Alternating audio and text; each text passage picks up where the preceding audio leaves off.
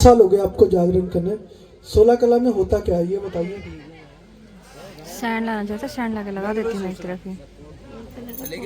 उसके बाद सुना, अरे वो तो अभी देख लोकल 16 कला कौन कौन संपूर्ण है? आवाज आएगी, रिकॉर्ड कर लूँ? कौन कौन संपूर्ण है 16 कला? कौन कौन देवी देवता संपूर्ण है? एक माँ भगवती है, एक भगवान कृष्ण जी है। श्री रामचंद्र जी भी 14 कला संपूर्ण थे, उनकी भी 2 कलाएं कम थी। एक तो उन्हें छल नहीं आता था, एक उन्हें नृत्य नहीं आता था। वो 2 कला से कम थे।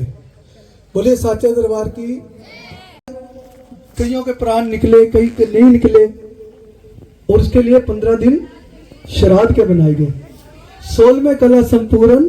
माँ तेरा अंत किसे ना पाया, तेरा पार किसे ना पाया। पहाड़ा वाली सारी रात तेरी जागेंगे, जोता वाली सारी रात तेरी जागेंगे। तभी तो मैं कहता हूँ इस 16 कला में हमारी जन्म से लेके मृत्यु तक पूरी ही घटना है। हमारा जन्म कैसे हुआ, हमारे पूर्वज कौन थे। बोलिए साचे दरबार की। एक बार जोर से बोलिए साचे दरबार की। देखो 2 ही बात होती है, या तो ऐसे या ऐसे। बोलो पंडित, बोलो जी महाराज, तुसी बोलो, क्योंकि मेन थम तो आप ही हो।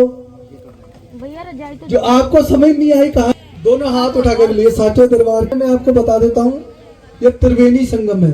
आइए, माँ कितनी महान है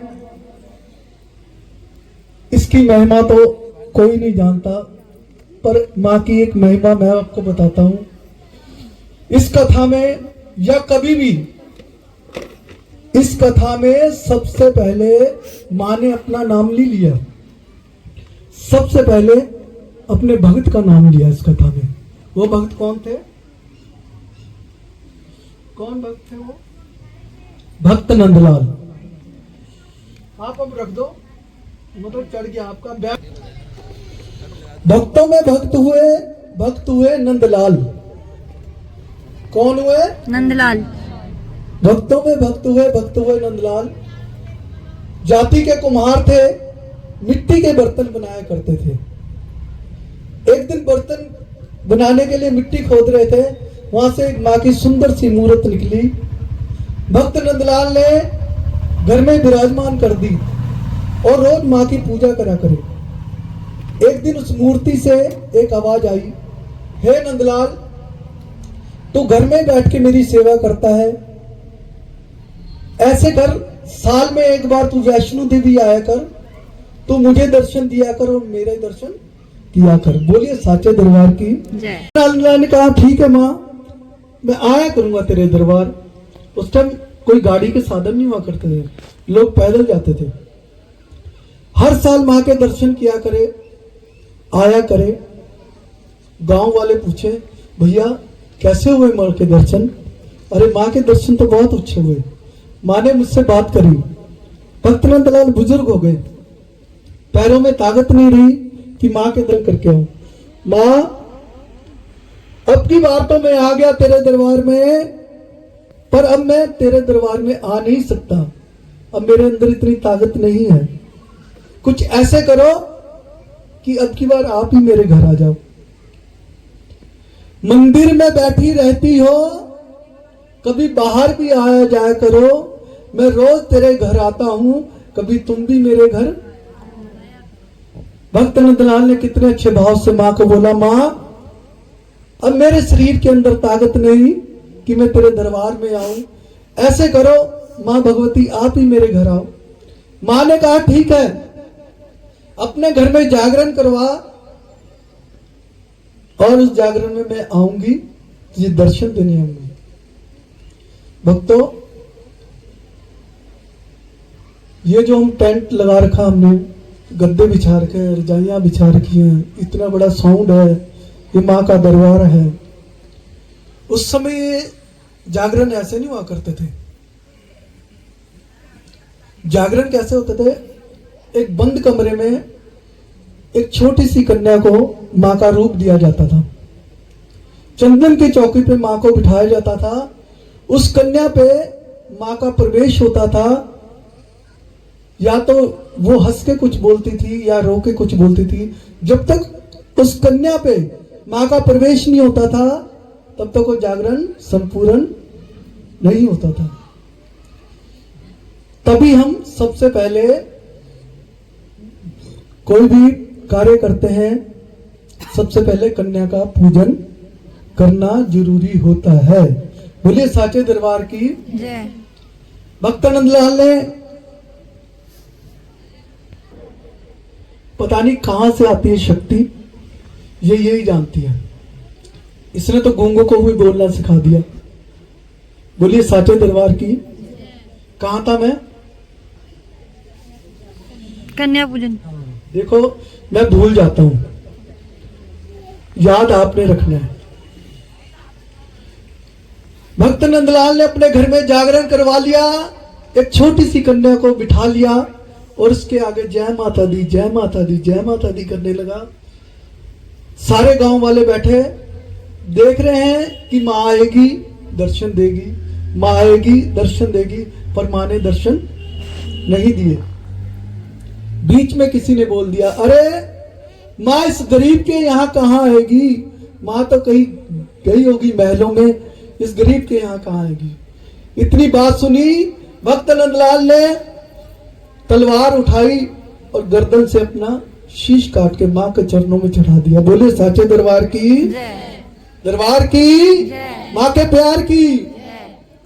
यहाँ भक्त नंदलाल ने अपना शीश चढ़ाया और वहां माँ का सिंहासन डोल गया। शेर सजाया माँ ने और नंगे पांव माँ शेर पे बैठ के आ गई। पीछे पीछे दो सेवादार भी आ गए। कौन? हनुमान जी और भैरव जी। माँ के दो सेवादार भी आ गए। माँ ऐसा आज क्या हुआ कि ना तो आपने पैरों में चप्पल पहनी, ना आपने श्रृंगार किया, ना आपने सजे हो, ना कुछ किया है, ना भोजन किया है, जल्द से जल्दी कैसे आ गए माँ? मेरे भक्त ने मेरा जागरण करवाया है और अपना शीश काट दिया। माँ भक्त नंदलाल के यहाँ गई और पलक झपकते ही माँ ने भक्त नंदलाल का शीश धड़ से मिला दिया। भक्त नंदलाल जय माता दी, जोर से बोलो जय माता दी, सारे बोलो जय माता दी। आप भी बोलो जगराते वाले हो।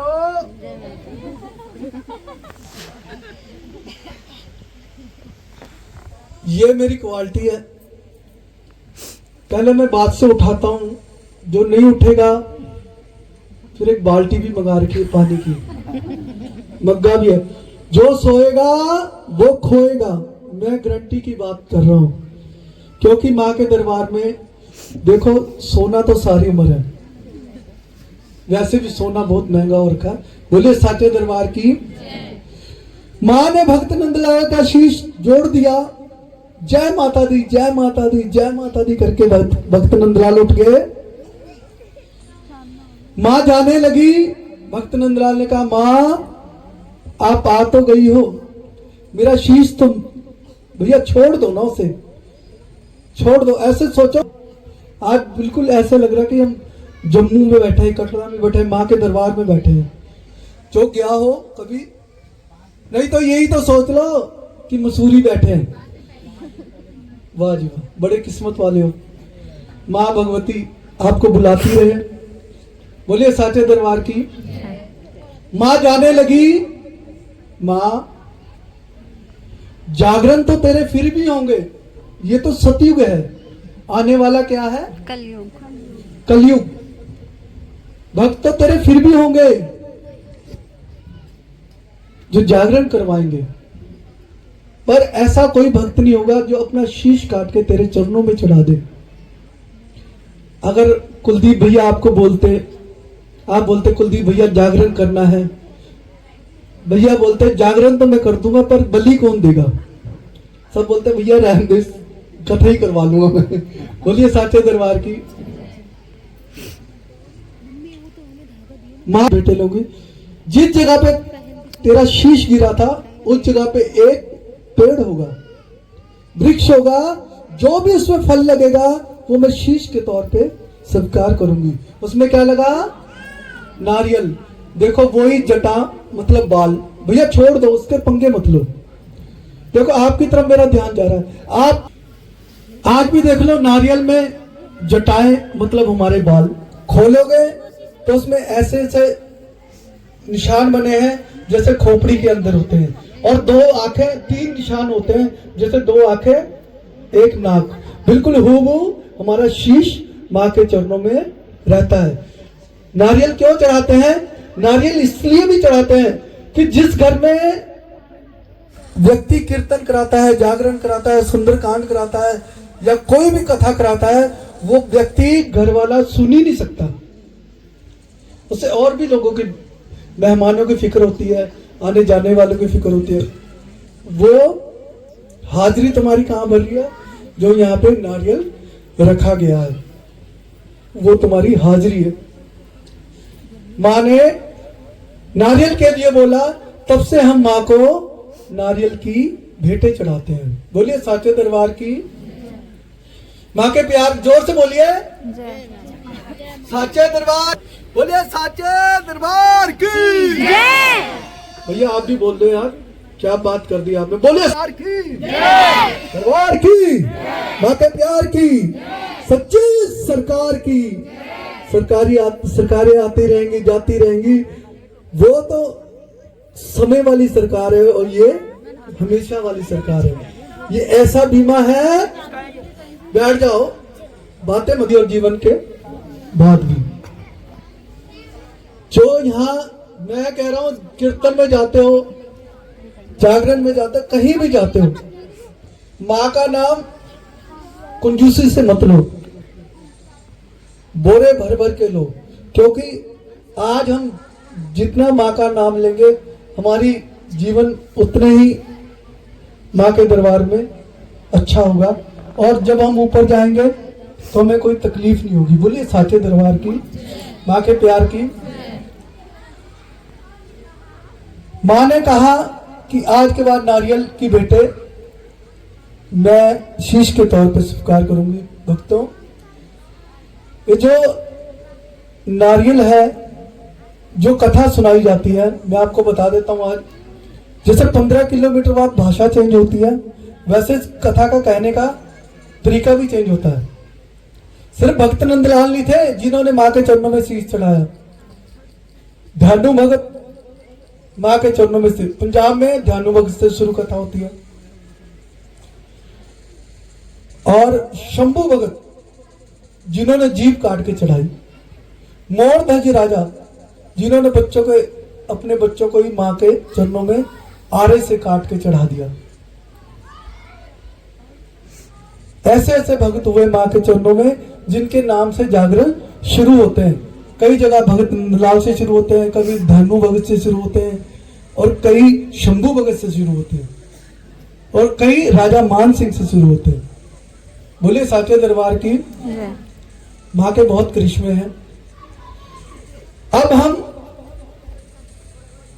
ये कथा यहीं रोकते हैं। माँ कहाँ पे है?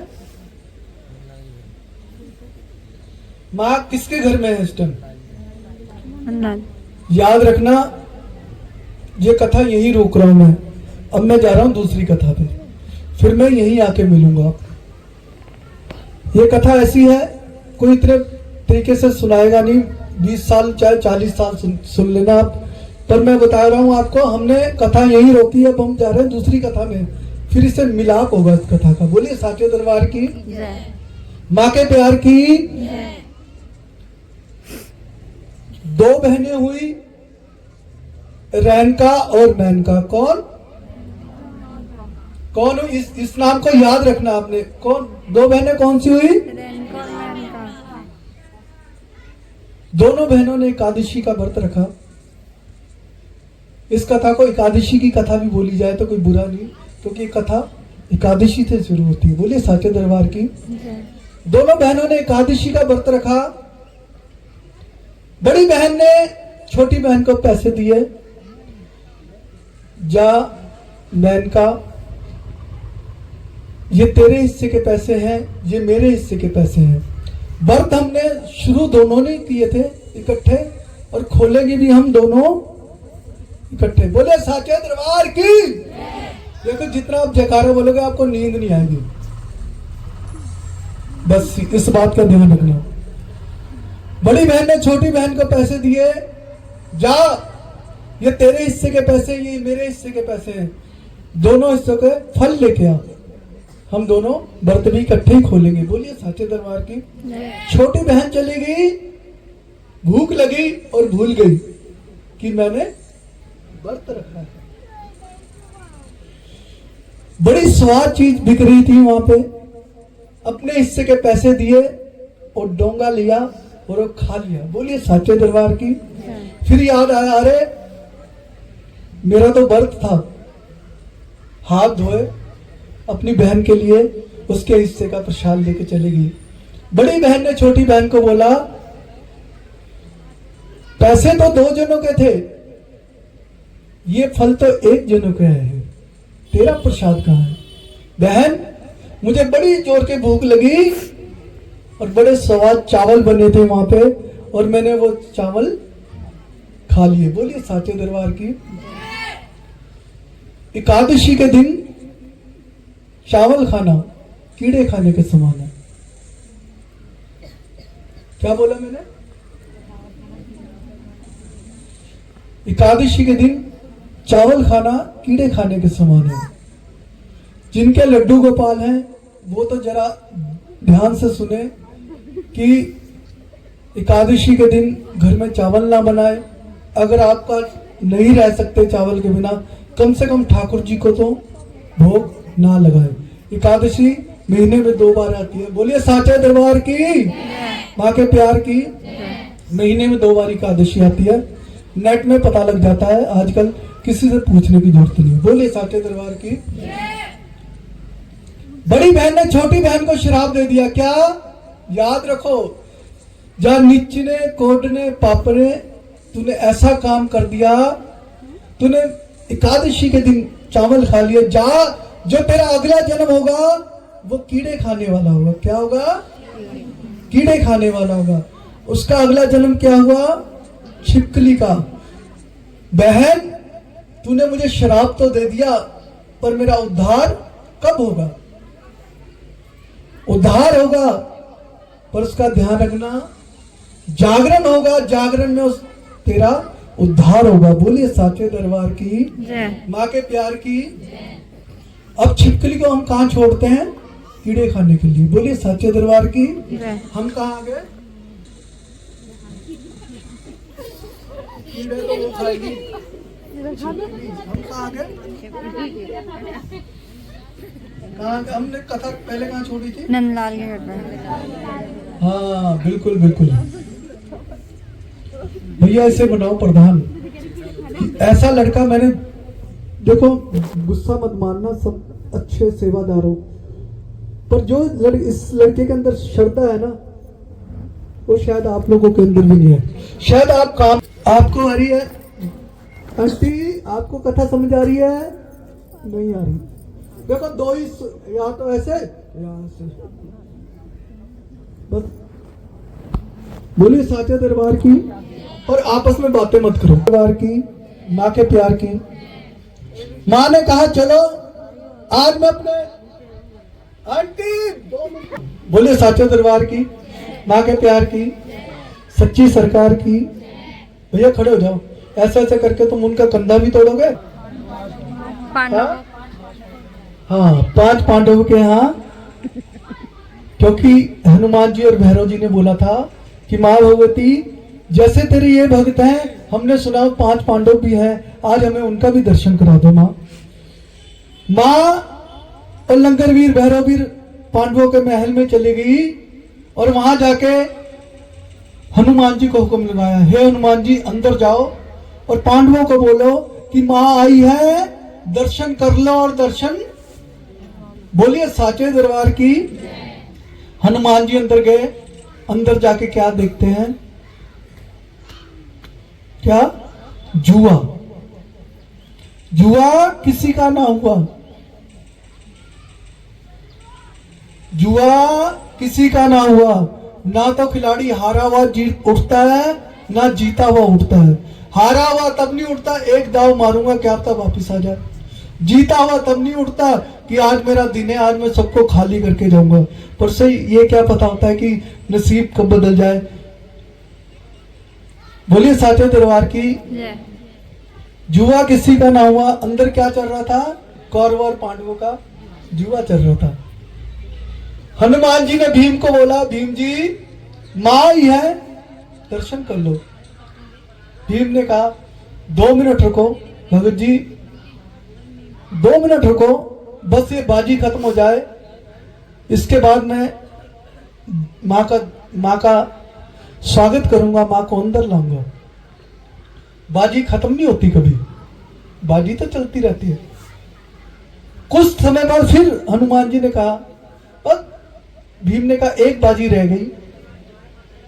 बच्चा, माँ के प्यार की, देखो मैं माँ का हूं चौकीदार। माँ का क्या हूं?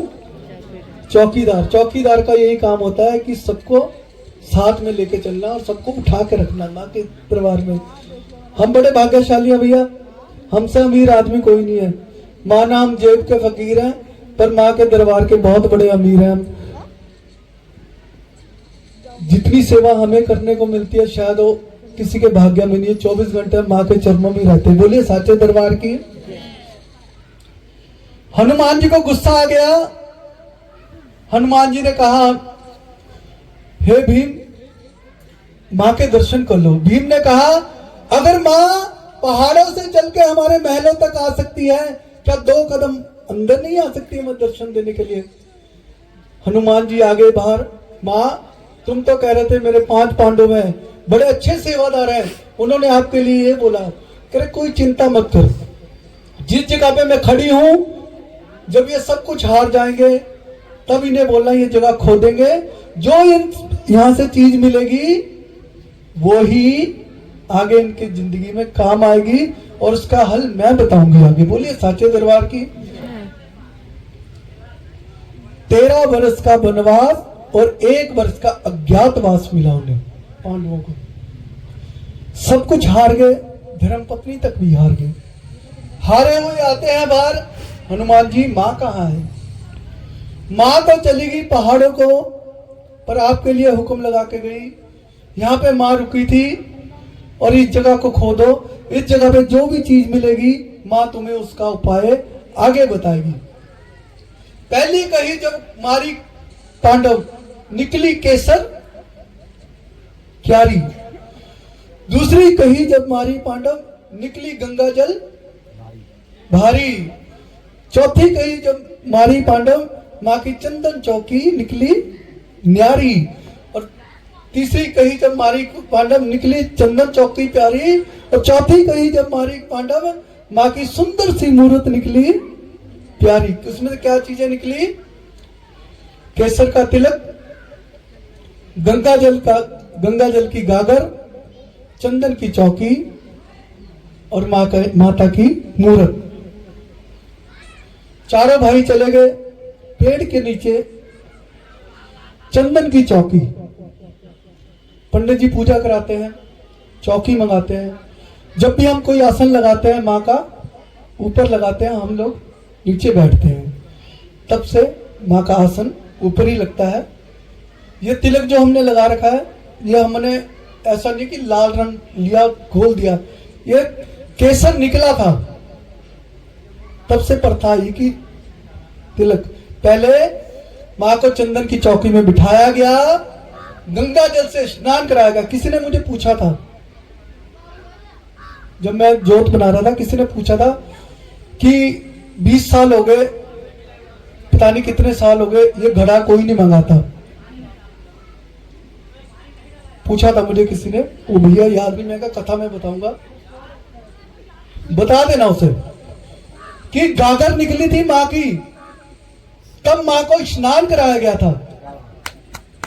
चंदन की चौकी थी और उस माँ को विराजमान किया, केसर का तिलक लगाया और गंगा जल से माँ को स्नान किया गया।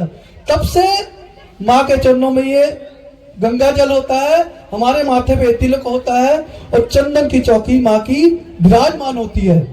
ये कोई मन गढ़ंत नहीं कि हमने सामान लिखा दिया और आप ले आए 10,000 का सामान। कितनी चीजें बताई मैंने अभी आपको, 4 नहीं उससे पहले भी बताई।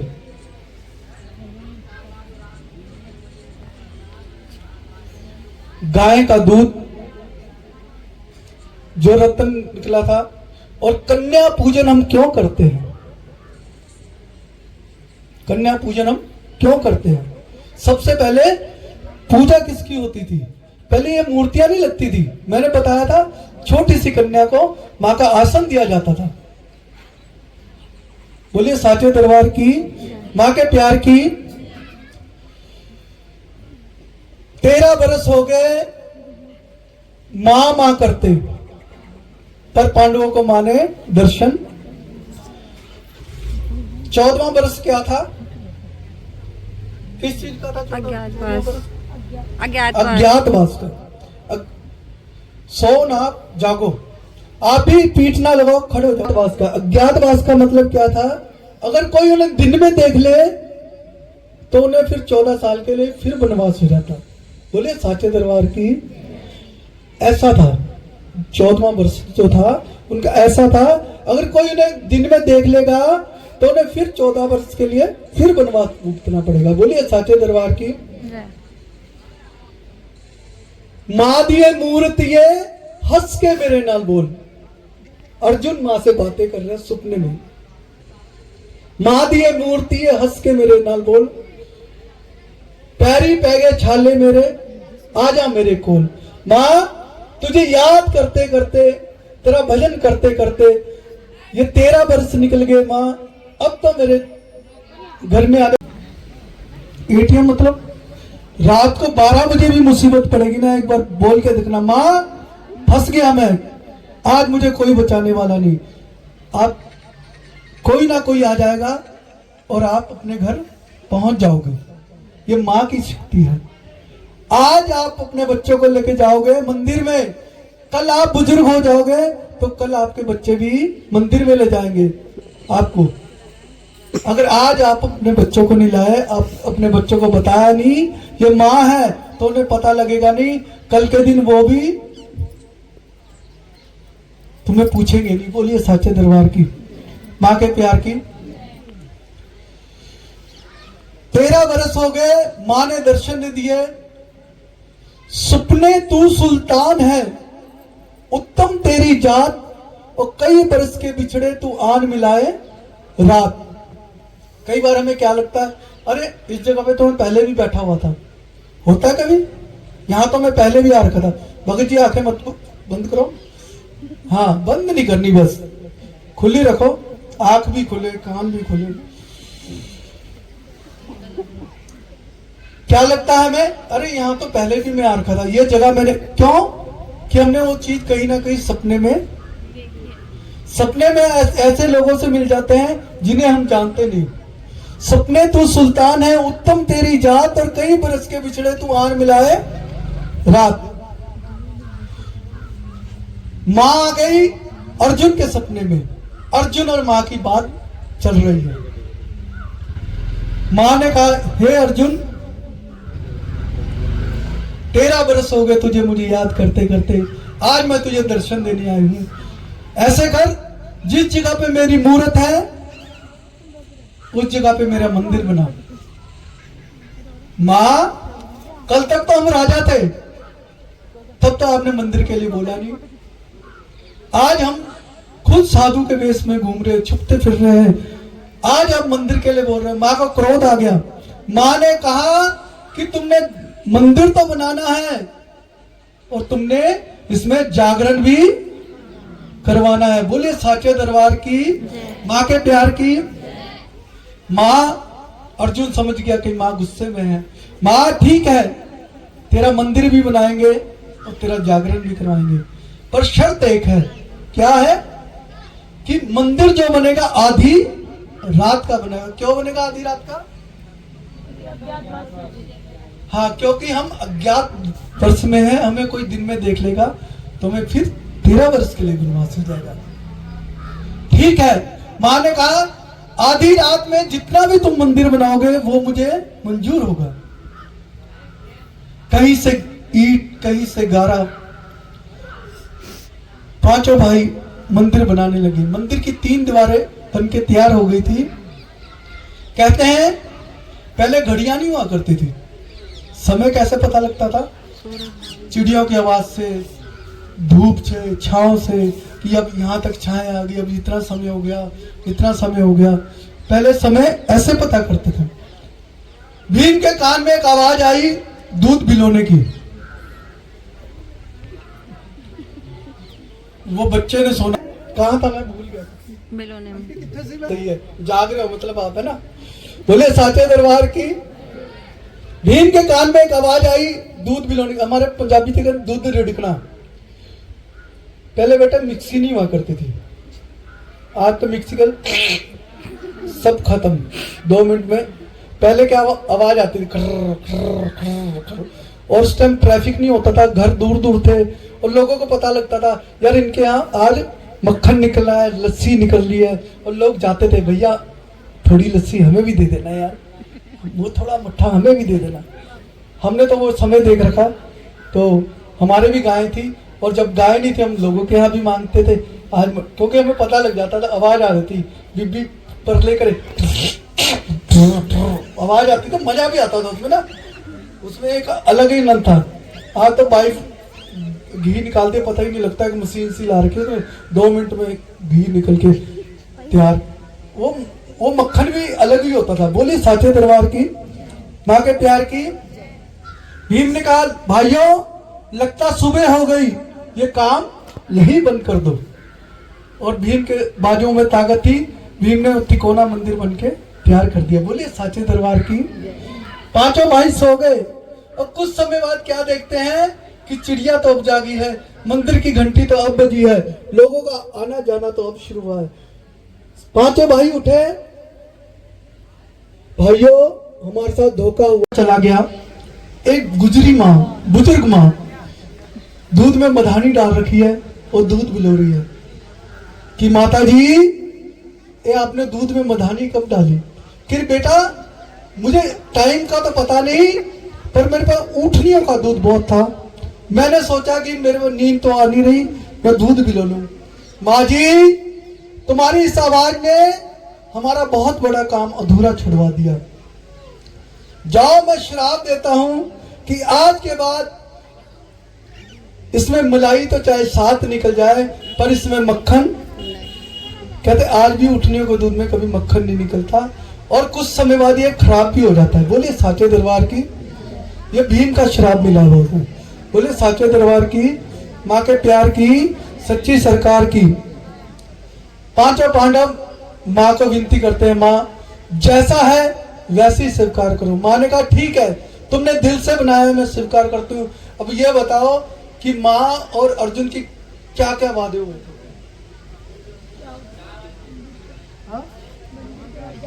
हाँ, मंदिर के बाद जागरण करवाना है। ओ यार बातें मत करो यार। कहते हैं दूसरा वादा क्या था? जागरण का, माँ का जागरण। पंडित जी को बुला लिया गया और जागरण का समय तय हो गया कि इस दिन जागरण माँ का होना है। बोलिए साचे दरबार की। जागरण में एक प्रथा होती है डल की, आपने भी दी होंगे। डल क्या चीज है मैं आपको बताता हूं। डल एक लाल कपड़े में पीले चावल होते हैं, उसे डल बोलते हैं। अब तो सबको पता लग गया होगा, वैसे मंदिर के डल चावल सबके यहाँ आए होंगे।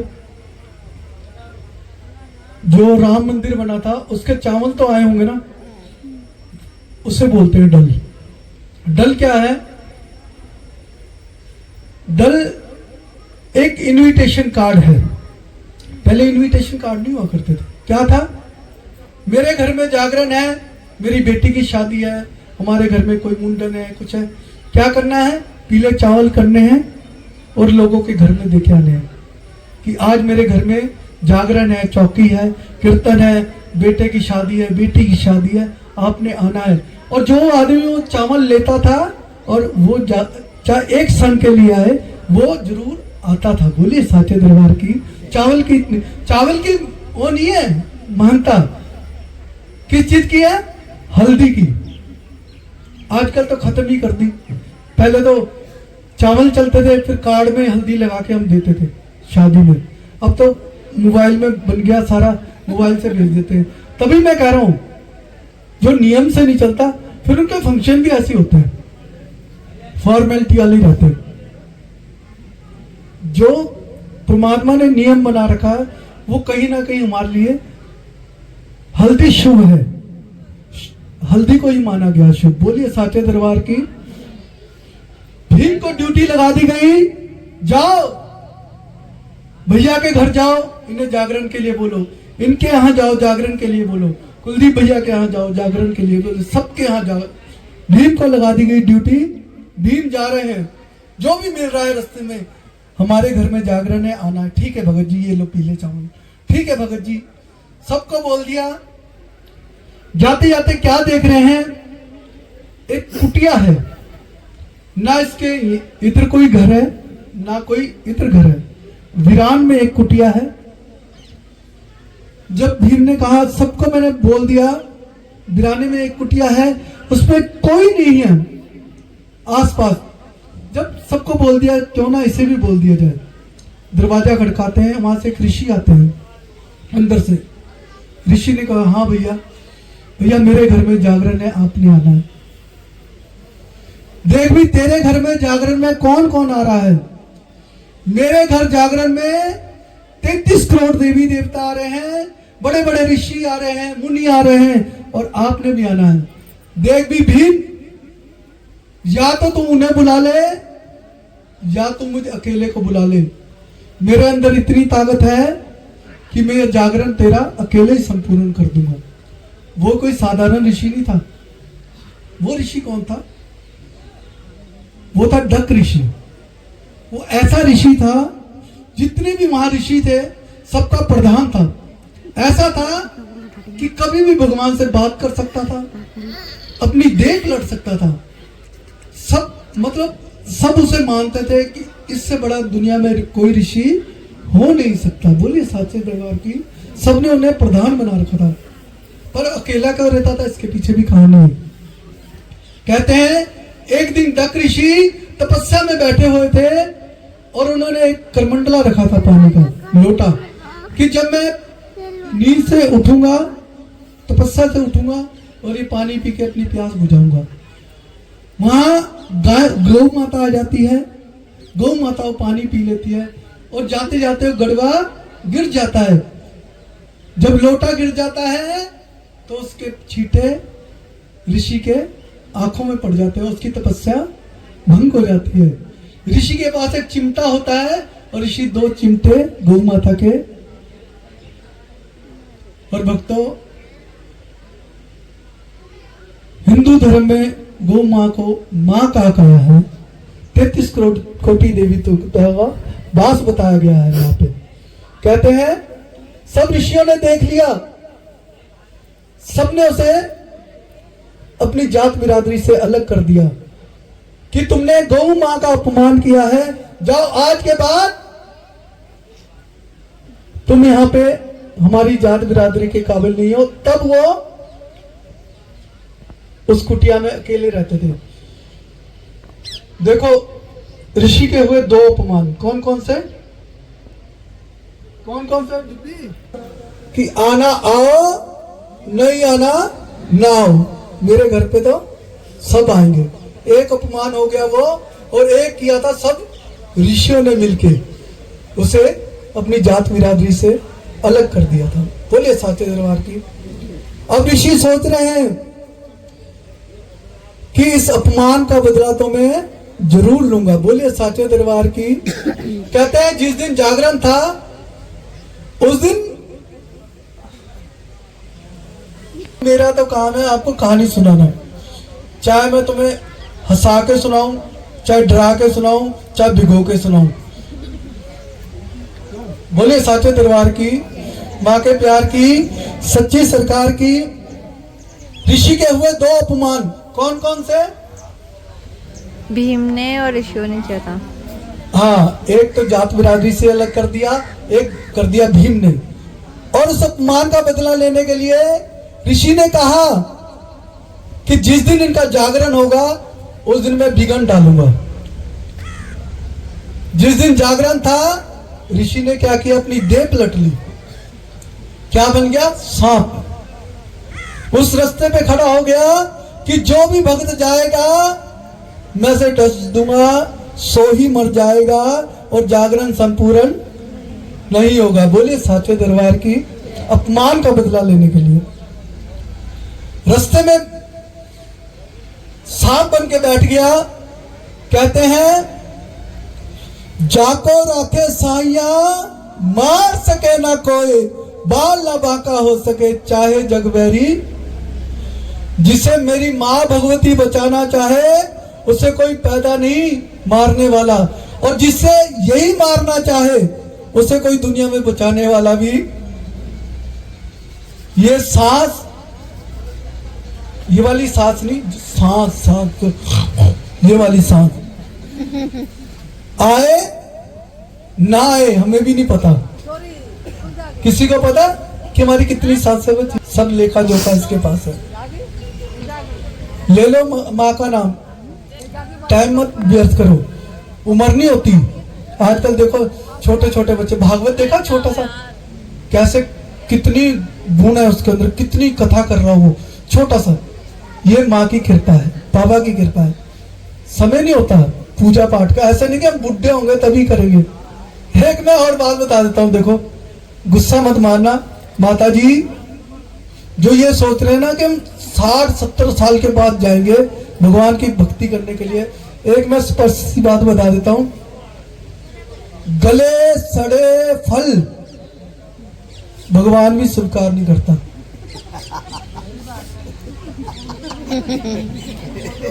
सही कर, ये हकीकत बात है भैया। आप ले लोगे गले सड़े फल, और फिर तो दांत होते नहीं मुंह पे, फिर पप्पू भी पप्पू, माता की पप्पा, और माता का पता ही नहीं ले रहा मेरा नाम ले रही है कि किसी का नाम ले। जवानी, भजन कर भरी जवानी में बुढ़ापा किसने देखा है, पैर तेरे काम ना आएंगे, मंदिर तुझे लेना जाएंगे। तेरे काम ना आएंगे, मंदिर तुझे लेना जाएंगे। जीभ तेरे काम नहीं आएगी, भजन वो कर नहीं पाएगी। जवानी में जाओ जब तुम तंदुरुस्त हो, माँ को अपने सुंदर सुंदर चेहरे दिखाओ, माँ तुम्हारा चेहरा और सुंदर करे। बुढ़ापे में जाओगे तो माँ फिर बोलेगी अब क्या करना है इसने। बोलिए सच्चे दरबार की, माँ के प्यार की, सच्ची सरकार की। कहते हैं चाको राखे साइया, मार सके ना कोई, बाल ना बांका कर सके चाहे जगबैरी। छोटी सी कन्या आ गई भक्तों, आगे रास्ता टूटा हुआ है, तुम इस रास्ते से मत जाओ, इस रास्ते से जाओ, तुम जल्दी पहुंच जाओगे। और कृपा करके शांति बना कर रखे, शांति बना कर रखे। भैया कोई नहीं, बैठने दो भैया, बैठने दो। पर यार भैया बोलो मत, बोलो मत, बैठने दो, बैठने दो। वो भैया की आंखों में वैसे गुस्सा बहुत लग रहा है मेरे को। आपकी भैया जैकेट वाले भैया, हाँ बोले साचे दरबार की, माँ के बैठ ऐसे बैठे ना, नहीं कोई बात नहीं। बोले साचे दरबार की, माँ के प्यार की। माँ ने कहा छोटी सी कन्या के रूप में कि ये रास्ता खराब है, यहां से मत जाओ, इधर से जाओ, आप जागरण में पहुंच जाओगे। सब लोग जागरण में पहुंच गए, और जागरण में पहुंच के क्या करते हैं, प्रेम से बोलो जय माता दी, सारे बोलो जय माता दी। अच्छा ये बताना, इतनी आवाज है तुम सबकी, आवाज निकालो ना फिर। प्रेम से बोलो जय माता दी, सोने वालों जय माता दी, सारे बोलो। देखो हमने जब ऋषि के कान तक आवाज पहुंचानी है, हल्की फुल्की आवाज मत निकालो। प्रेम से बोलो, कुछ तो बोली ना, आप भी बोलो। देखो पीछे वाले तो पता क्या कर रहे, आप बोले जय माता दी, पीछे वाले एक्शन रिप्ले से काम चला दे। वो मुझे पता लग जाता। देखो आज मेरी 40-42 साल की उम्र होगी और 10 साल से मैं माँ की 10 वर्ष का था जब मैं माँ की सेवा कर रहा हूँ। छोटा सा था, माँ के चरणों में माँ ने पाला है मेरे को, माँ ने जीवन दिया है। मैं तो कब का मर गया होता, ये माँ ने पाला है, इसकी भी बहुत कृपा है मेरे ऊपर। मुझे तो डॉक्टर ने कब जवाब दे दिया था कि ये तेरी कहानी खत्म है। डॉक्टरों ने बोल दिया था अगर धूप में जाएगा तो तुम्हारा लड़का नहीं बच सकता। गुरुजी ने कहा कि मेरे साथ छोड़ो। माँ की जोत में मैं गया, 42 साल का हो गया मैं, और देखो तंदुरुस्त हूँ, मुझे कोई हवा भी नहीं लगी, सर का दर्द भी नहीं पता कैसा होता है। ये माँ की कृपा है। कई डॉक्टरों ने बोल दिया था बस तुम्हारा लड़का आज गया और कल गया। तभी मैं बोलता हूँ माँ पे विश्वास करो, बाकी दुनिया में विश्वास करने लायक कोई है भी नहीं। बोलिए साचे दरबार की। माँ जैसा इस दुनिया में कोई हो नहीं सकता, माँ जैसा इस दुनिया में कोई हो नहीं सकता। अगर दर्द बच्चा गर्भ होने से डर जाती माँ तो इस जमाने में कोई पैदा, अगर दर्द सहने से माँ डर जाती तो आप लोग हम पैदा नहीं हो सकते थे, कोई पशु पक्षी पैदा नहीं हो सकता था।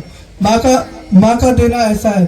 कहता है मैं तो सब कुछ दे ले लोको पर मैं माँ नहीं देनी, मैं तो सब कुछ ले लो लोको पर मैं माँ नहीं देनी।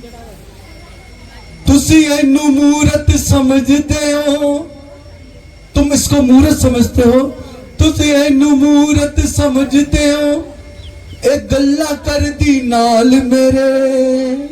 तुम इसे मूरत समझते हो, मेरे से बात करती है।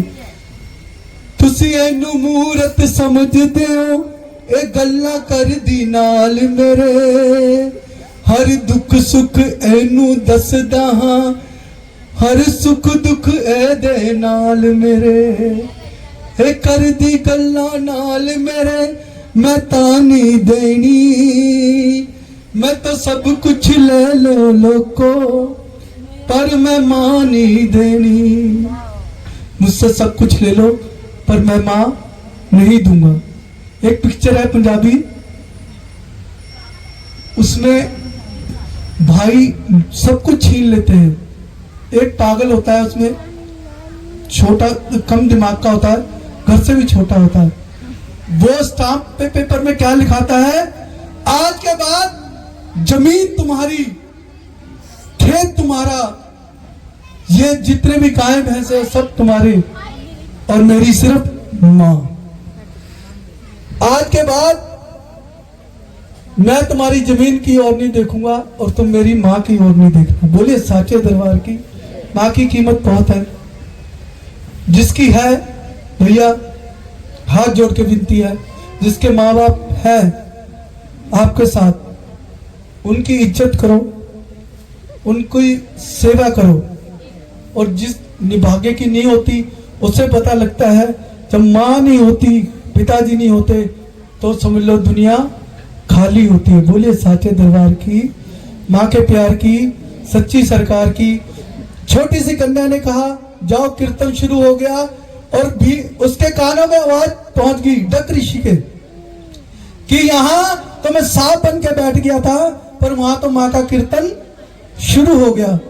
वो अपनी देह पलटी और एक बाज का रूप बना लिया। जो सांप मरा हुआ था उसे अपने पंजों में उठाया और कहां चला गया, जहां जागरण हो रहा था। और भक्तों, ये हलवे चने का प्रसाद कब माँ को बना, ये भी आएगा इस कथा में। उस समय माँ को खीर का भोग लगता था। क्यों लगता था? कि जो कपला गांव निकली थी, गाय निकली थी जो, उसके दूध से ही माँ को भोग लगाया जाता था।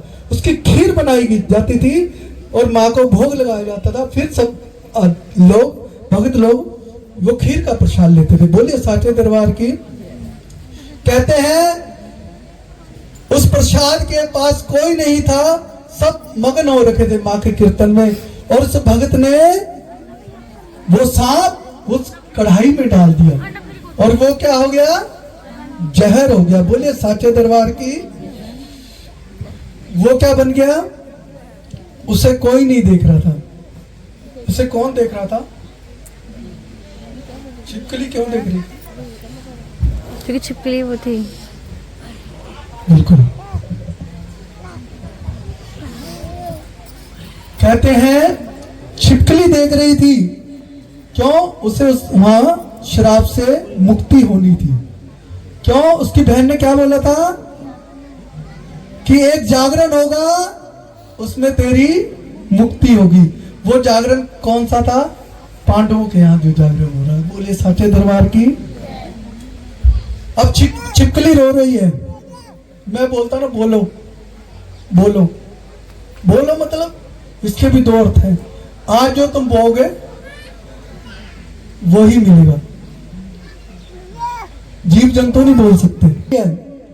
बोला जी मैं कैसे बोला, बिन जी पातो दाती माँ मैं कैसे बोला। माँ मेरे अंदर तो जीव भी नहीं है, मेरे अंदर आवाज नहीं है कि मैं इन भक्तों को बोलूं कि ये प्रसाद मत खाओ, इसमें सांप गिरा है। बोला जी मैं कैसे बोला, बिन जी पातो दाती माँ मैं कैसे बोला। इतनी नहीं बिच ताकत मेरे, मैं पकड़ कर हाथ डोला। इतनी ताकत नहीं है बर्तन में फेंक दूं, सबको पता लग जाए इसमें सांप है। क्यों? मैं तो जरा सी छिपकली हूं। तभी बोलता हूं जब तक शरीर में जान है तब बोलो राम राम राम, जय माता दी जय माता दी। फिर तो पीछे वाले ही बोलते, खुद को पता नहीं लगता। तब भी उसे यही सुनाते हैं लास्ट में भी, भैया राम से बढ़ा कोई नहीं है। जीवन यही है, जब तक सांस है तब तक मां का नाम लो, आए ना आए ये इसकी मर्जी है। बोलिए साचे दरबार की। मां के प्यार की। छिपकली को आकाशवाणी हुई। छिपकली मैंने कहा आज तुझे अपने प्राणों की आहुति देनी पड़ेगी। जब ये भगत प्रसाद लेने आएंगे और इसमें गिर जाना। जैसे ही प्रसाद लेने आए उसने उसके अंदर छलांग लगा दी और सब भक्तों ने देख लिया कि छिपकली गिर गई और छिपकली अपने श्राप से पर नहीं हुई उल्टी। फिर ऋषियों ने दे दिया उसे श्राप। चाहे नीचे ने कोड ने बाप ने तूने ऐसा काम किया है कि पूरी रात हम मां मां करते रहे और तूने जब प्रसाद का समय आया तूने जहर बना दिया। बोलिए साचे दरबार की। वो ऋषियों ने दे दिया श्राप उन्हें। अब प्रसाद तो जहर हो गया, अब मां को भोग किस चीज का लगाया जाए? चावल साफ हो नहीं सकते, दूध इकट्ठा हो नहीं सकता, मां को भोग किस चीज का लगाया जाए? कुछ समझदार व्यक्ति थे मां के सेवादार, उन्होंने बोला जाओ जंगल में जाओ फल लेके आओ, जंगल में जाओ फल लेके आओ, फल को गंगा जल से धो और मां को भोग लगाओ। तब से मां को फल का भोग लगने लगा। बोलिए साचे दरबार की। तब से मां को फल का भोग लगने लगा। बोलिए साचे दरबार की। भक्त लोग जाने लगे।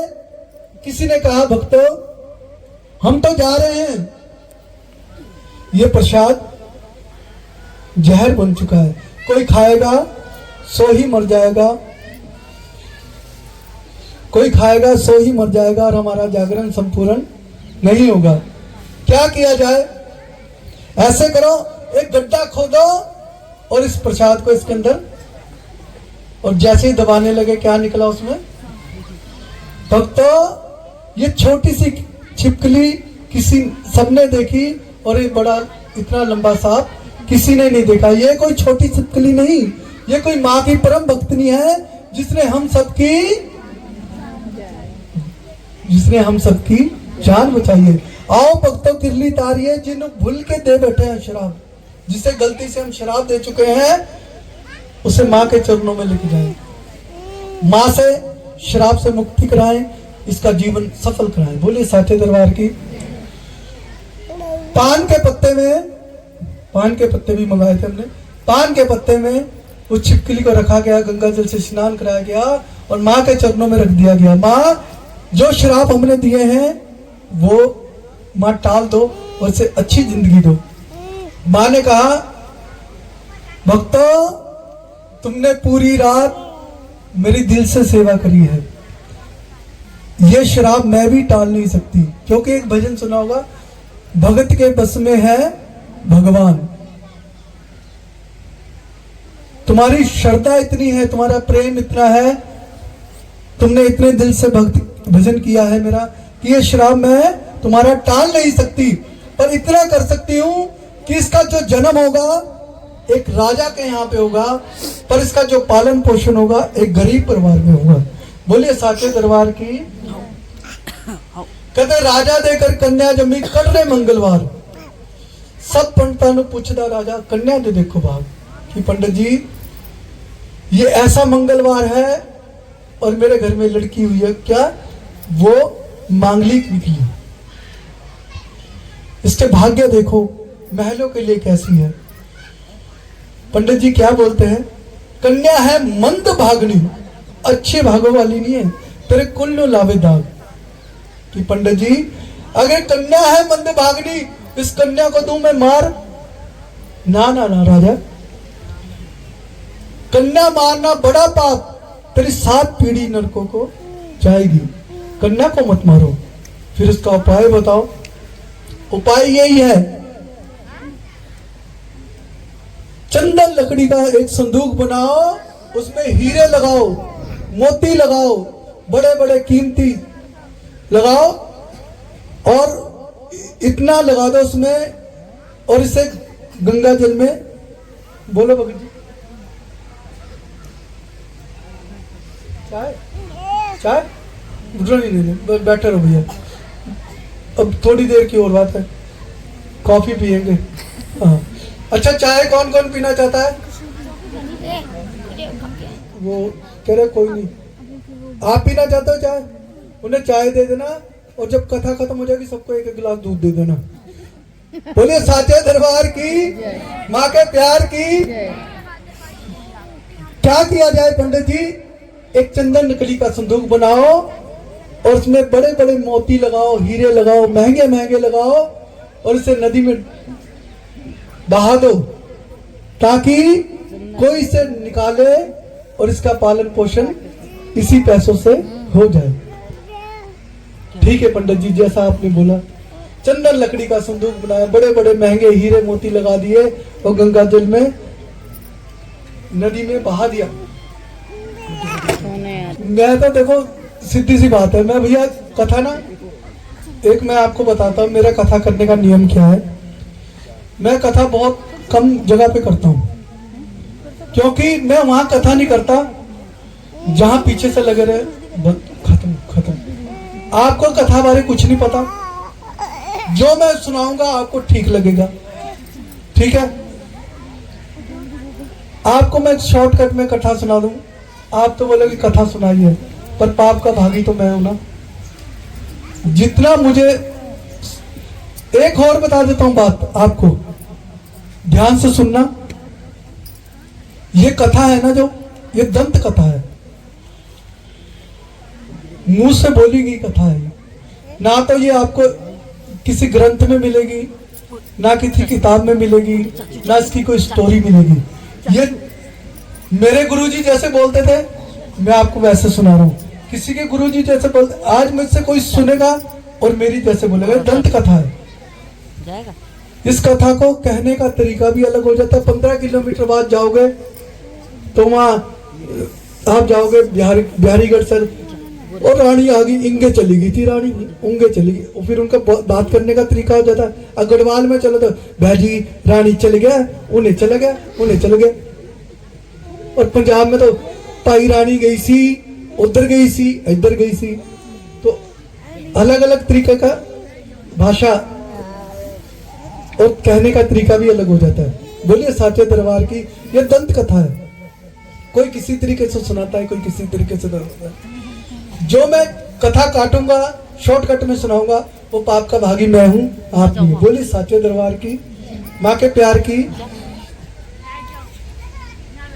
नदी में वो संदूक जा रहा है।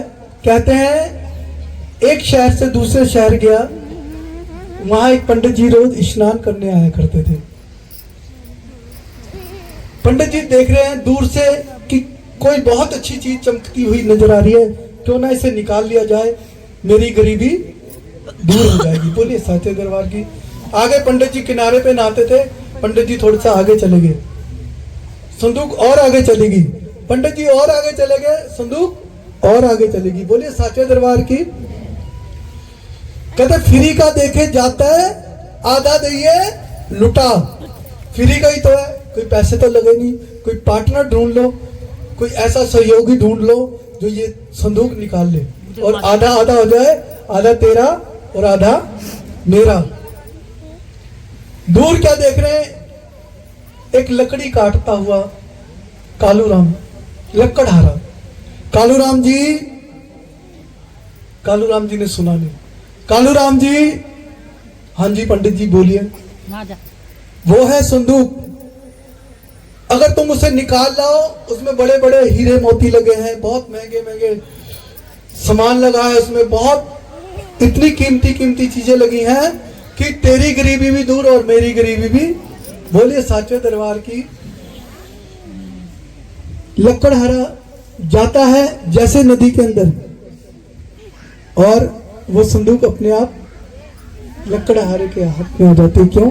वो शराब से मुक्त होना था वहां पे। क्या बोला था उसने कि जन्म तो इसका राजा के घर में होगा, पर इसका जो पालन पोषण होगा एक गरीब परिवार में होगा। बोलिए साचे दरबार की। संदूक लेके आते हैं बाहर कालूराम जी। पंडित जी बोलते कालूराम जी, हाँ जी। संदूक देखी किसने पहले? किसने देखी थी? पंडित जी ने देखी थी। और जाति से बड़ा कौन? कह रहा पंडित जी आप। ज्ञान से बड़ा कौन? कह रहा पंडित जी आप। और पहले मांगने का हक किसका? कह रहा पंडित जी आपका। बस इतना ही सुनना था। पंडित जी ने गमछा उतारा और सारे हीरे मोती निकाले, कमजे में बांधे। देख भी कालूराम, ऊपर का तो मैं ले गया और अंदर जो भी है वो तेरा। अब इसमें हीरे हैं, जो भी है वो सब तेरा। बोलिए साचे दरबार की। पंडित जी राम राम करते अपने घर को चले गए। कहते हैं कालूराम जब संदूक खोलता है, इसमें क्या निकलता है? कन्या। एक छोटी सी कन्या। कालूराम रोने लगता है। क्यों? क्योंकि उसकी शादी को बड़ा समय हो गया था, उसके घर में कोई औलाद नहीं थी। मां बोले साचे दरबार की। दरबार की। देखो भैया, आपके भरोसे में कथा सुना रहा हूं। आपने गर्दन घेर दी तो सही बात। भैया उन्हें भी उठा लो ना, थोड़ा सा रह गया भैया।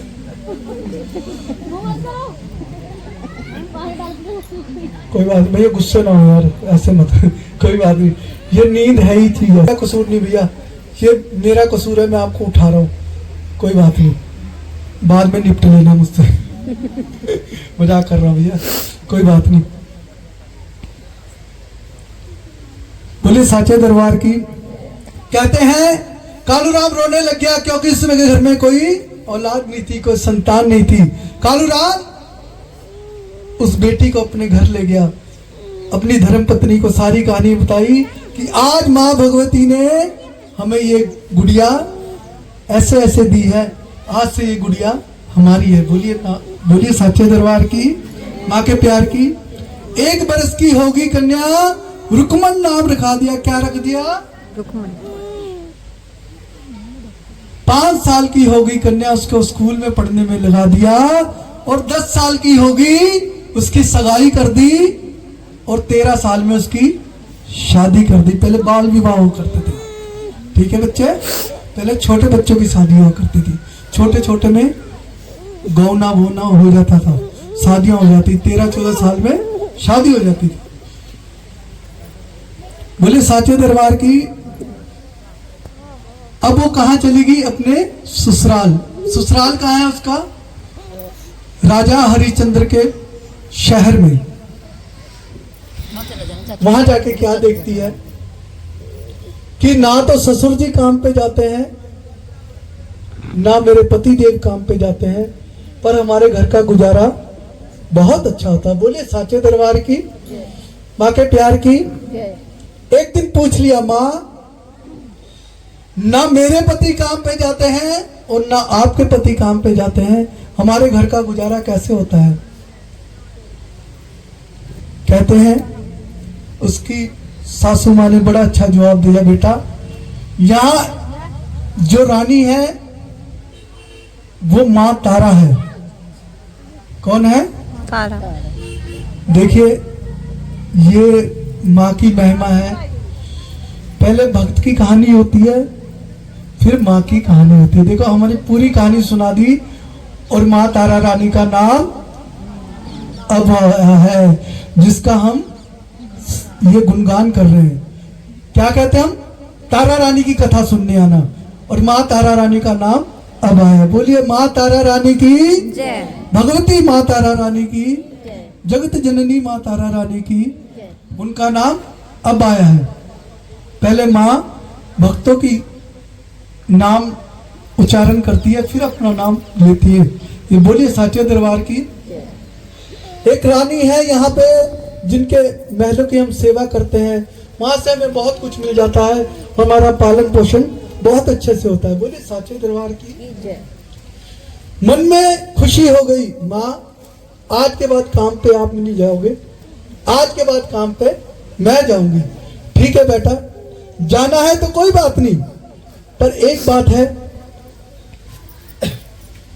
हम वहां मंदिर है, हम मंदिर की बाहर की सफाई करते हैं, हमें अंदर जाने की इजाजत नहीं। बोलिए साचे दरबार की, माँ के प्यार की। बस इस बात का ध्यान रखना कि हम मंदिर के अंदर नहीं जाते, हम मंदिर की बाहर की सेवा करते हैं। बड़ी खुश हुई। कहते हैं खज्जी दी उन्हें टोकरी बना ली, बांसादा बना लिया झाड़ू, झाड़ू ने उन्हें घुंघरू लगा ली, टोकरी ने लगा लिया टलियां। किस चीज के घुंघरू लगा लिए? कि जब मैं माँ की सेवा करूंगी ये घुंघरू बजेंगे। देखो भाव, देखो भाव से बड़ा दुनिया में कुछ नहीं है कि ये घुंघरू बजेंगे और माँ के कानों में आवाज जाएगी कि कोई ऐसी भक्तनी है जो तेरे दरबार में आती है। और एक दिन माँ इस मंदिर से निकलेगी और मुझे दर्शन देने आएगी। बोलिए साचे दरबार की। रोज भाव से जाया करे। भाव बिना बाजार में मिले वस्तु नहीं मोल, भाव बिना को हरि मिले भाव सहित हरि बोल। जब कोई चीज खरीदने जाते हैं तब भी मोल भाव करते हैं। जब वस्तु हमें भाव मोल भाव से नहीं मिलती तो भाव से बिना हमें हरि क्यों मिलेंगे?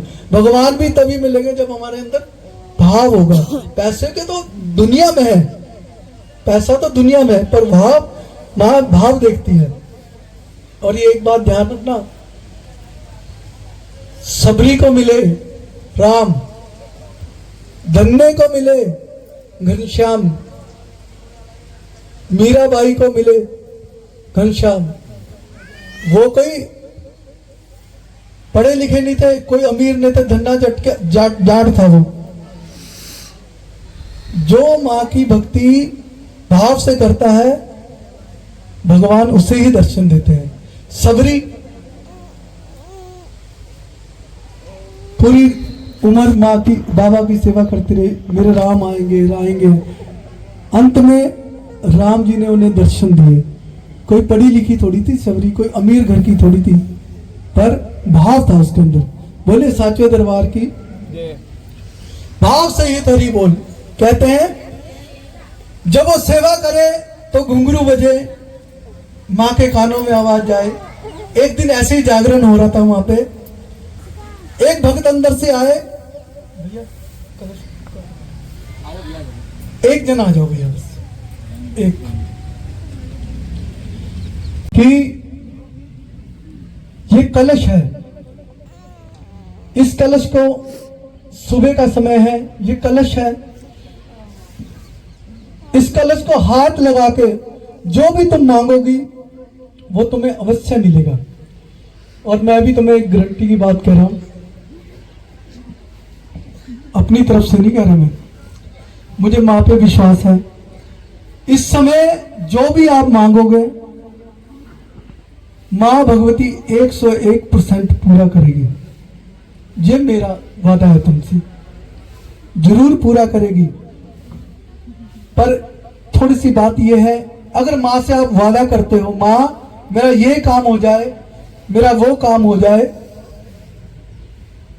अगर आप का काम हो जाए, जो भी आप माँ से वादा करते हो, चुन्नी बिंदी जो भी माँ से वादा करते हो, माँ को चढ़ा देना, भूलना मत। ये अरदास ले लो सबकी। खोलने वाली है। क्या देती है दुर्गा लाडली, क्या देती है दुर्गा लाडली, जिसका भजन करते हो पूरी रात। और भक्त क्या कह रहा है, दुध पुत्र धन्य लक्ष्मी, ये तो हर एक आस मुराद पूरी करती है। हम ऐसे ही नहीं मांग मां बोलते, ये हर एक चीज पूरी करती है।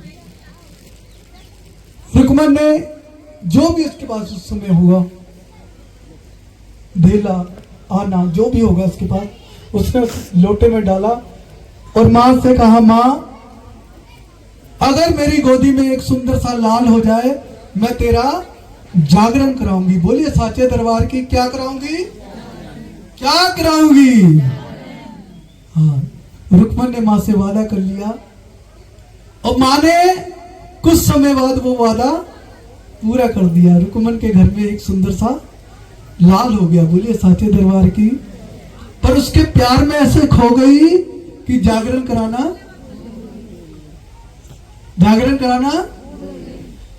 जैसे हर एक दुकानदार जिससे हम राशन लेते हैं उधार, या जो बैंक में है वो हमारा खाता जैसे होता है, उन्हें सब पता है कि किसके पास कितना है, किसके पास कितना है। ऐसे ही मां भगवती को भी पता है कि इनके पास क्या है और इनके पास क्या है। बोलिए साचे दरबार की। ऐसे ही बही खाता खोल रखा था, बेटा वो से खेलने दो, आप कथा की ओर ध्यान दो। भगत जी, पाजी, तुसी मां के प्यार की, सच्ची सरकार की। कहते हैं मां के प्यार में इतना खो गई, बच्चे के प्यार में इतना खो। और पहला नाम किसका आ गया, किसका आ गया, रुकमन का आ गया। मां आपने लाल तो दे दिया पर इसने जागरण कराया नहीं है। उसी समय मां ने शीतला मां को हुक्म दिया, जाओ उसके बेटे के अंदर प्रवेश कर जाओ। मां शीतला उसके अंदर प्रवेश कर गई और उससे माता निकल गई। मां शीतला उसके अंदर प्रवेश कर गई, उसके पूरे शरीर में छोटे छोटे दाने हो गए, उसके शरीर में छोटे छोटे दाने हो गए। और कोई माता बोलता है, कोई खसरा बोलता है, अपनी अपनी भाषा में सब बोलते हैं कुछ ना कुछ। कहते हैं उसे पता नहीं था, डॉक्टरों के पास चलेगी, बड़े बड़े डॉक्टरों के पास चलेगी, पर वो बच्चा ठीक नहीं हो रहा। छुट्टी हो गई, काम पे जाना छोड़ दिया, 1 दिन 2 दिन 10 दिन हो गए। महलों से हुक्म आया कि जाओ, जो मां की सेवादारनी है उसके घर जाओ, उसे देखो वो क्यों नहीं आ रही सेवा करने। जब भगत लोग रुकमन के घर पहुंचते हैं, हे रुकमन तुम महलों में क्यों नहीं आ रही, मां की सेवा क्यों नहीं कर रही, मेरा बेटा बीमार है, उसे मैं छोड़ के जा नहीं सकती।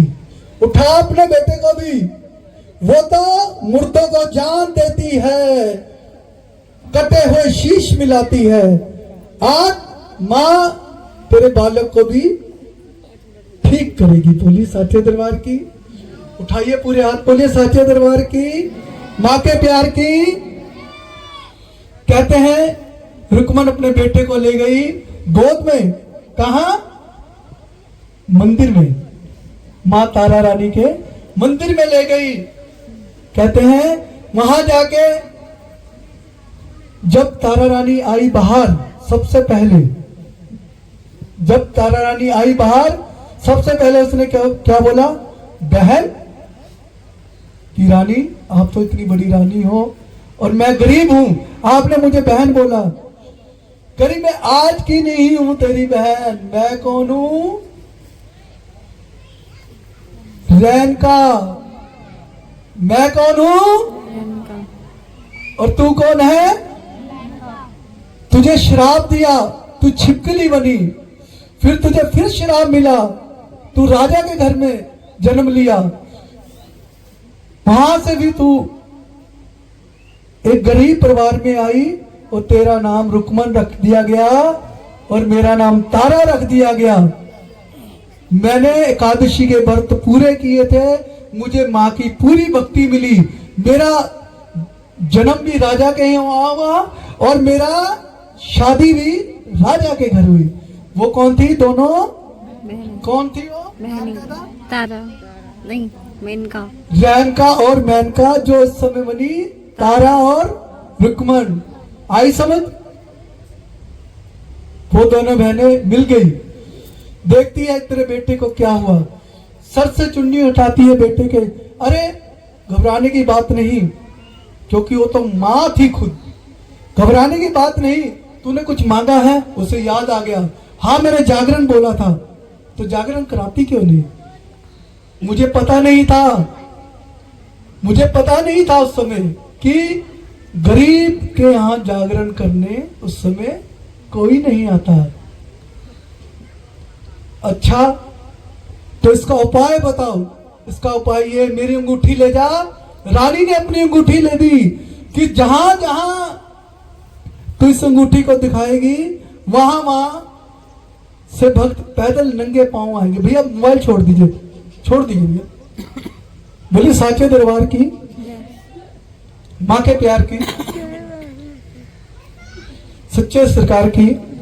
वहां से नंगे पांव चल के आएगी, क्योंकि जहां राजा चला जाता है वहां प्रजा को जाने में कोई परेशानी नहीं होती। जहां राजा बैठ जाएगा वहां प्रजा भी अपने आप बैठेगी।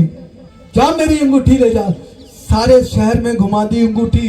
सबने कहा जब इतनी बड़ी रानी तेरे घर आएगी, तेरे घर का खाएगी, तेरे घर में कीर्तन करेगी, जागरण करेगी, तो हमारी औकात तो विशात कुछ नहीं है, हम तो भी आएंगे। जब रानी आएगी तो हम भी आएंगे। बोलिए साचे दरबार की। पर एक गांव में, एक शहर में, एक घर में एक चुगलखोर होता है, जिससे वो बात हजम नहीं होती, जिसपे वो बात आधा घंटा और कहते हैं। अब देखो मैं भूल गया ना, फोन के चक्कर में भूल गया। देखा तभी मैं कर रहा, भैया फोन बंद कर दो, भूल गया ना मैं फोन के चक्कर में। एक देखो गुस्सा मत मारना। और गर्व की बात भी है कि उन भक्तों का नाम माँ के चरणों में आया है। गुस्सा मत मारना, क्योंकि हम ही लोग हैं सब, ऐसा कुछ नहीं है। सेना नाई ने चुगली खाई, जो राजा के बाल काटते थे। कोई बात नहीं भैया, आप तो गर्व करना चाहिए, माँ तारा रानी की कथा में आपका नाम आया है। सही, आपसे बड़ा सौभाग्यशाली तो कोई है ही नहीं। जाति का कुमार। मां किसे मिली? नंदलाल को। जाति का कुमार था वो। मां ने उससे क्या बोला? तू मुझे दर्शन देने आ। सेना नाई ने चुगली खाई, राजा हरिश्चंद्र के आगे। क्या? ब्राह्मण ना जावे, क्षत्रिय ना जावे, तेरी तारा सबसे, जहां कोई नहीं जाता वहां जागरण करने तेरी तारा जा रही है। देख भी सैने, जो तूने इतनी बड़ी खबर लाया है मेरे पास, तो तेरे पास उपाय भी होगा। मैं उसे जागरण जाने से रोक नहीं सकता, क्योंकि जब मेरी शादी हुई थी मैंने कहा था मैं तुझे जागरण में जाने के लिए रोकूंगा नहीं। कोई उपाय बता। सेना नाई ने उस तरह निकाला, उंगली काट दी, जरा सा कट मार दिया और नमक मिर्च की पट्टी बांध दी। ये क्या किया? तुम्हें दर्द में नींद नहीं आएगी और तुम्हारी रानी तुम्हें दर्द में छोड़ के नहीं जाएगी। वो सतयुग था आंटी, ये कलयुग है। कलयुग में जिसने जाना होता है ना, वो बोलते नुपुत्या तेरा तो सिर दुखदा है, कोई गल नहीं, मेरी तो सहेली का बर्थडे है, मैंने वहां जाना है। तेरा सिर दुखी जाए, पट्टी खा ले, दवाई खा ले, कुछ मर्जी खा ले, पर मेरा खेड़ा छोड़, मेरा तो बर्थडे है, मेरी सहेली का उसे सूट दिलाना है, मैंने वहां वो ये कलयुग है। कलयुग देखो आंटी कैसे आता है पता आपको।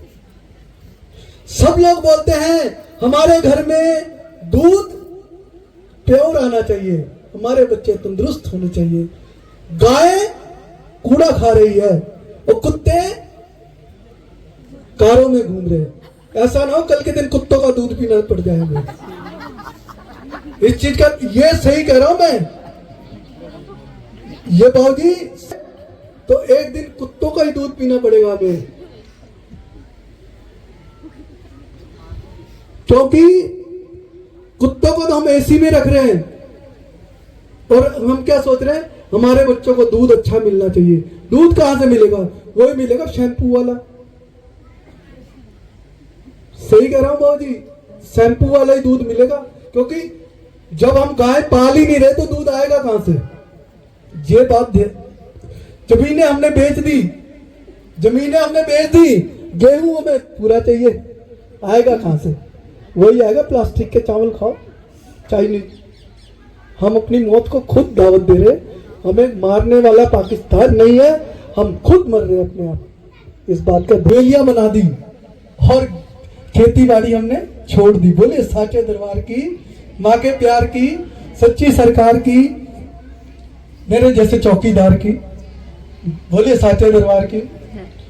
कहते हैं जागरण का समय आ गया और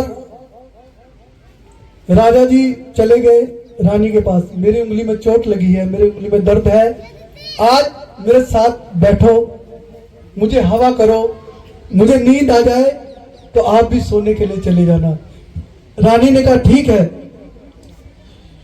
करती रही पर राजा को नींद नहीं आई। जब कोई काम नहीं आता तब माँ आती है।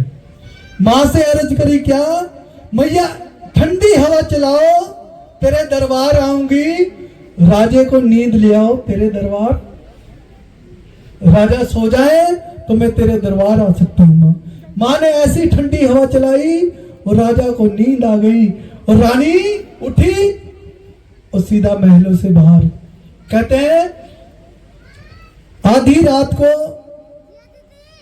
कुछ ही लोग उठते हैं। कौन उठते हैं? जो अस्पताल में होते हैं,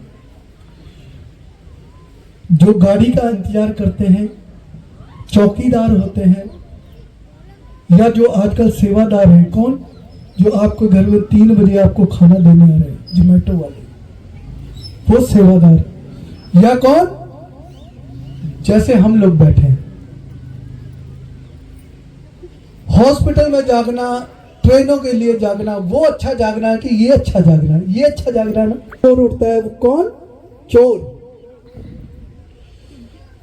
रानी जा रही है, चोर ने झपट मार लिया, साड़ी का पल्लू थोड़ा सा फट गया और एक पैर की पजेब वहां गिर गई। पर रानी ने परवाह नहीं करी। कहां चली गई?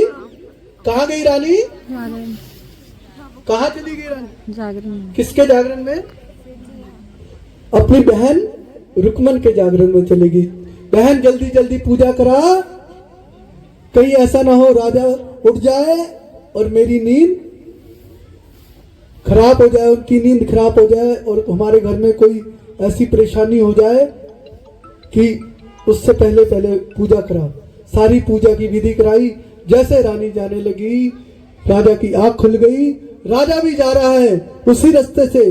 वही चोर को बोला तूने कुछ लूटा? कि लूटा तो मैंने बहुत कुछ, पर क्या करूं?